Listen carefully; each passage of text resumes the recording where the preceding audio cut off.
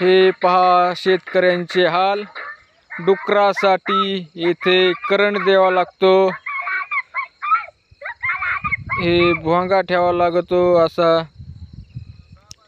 एक आमदार म्हणला होता की मला निवडून द्या, मी सगळे डुकरं मारेन. त्याने डुकरं मारण्याच्या ऐवजी डुकरांचा सुळसुळाट लावला.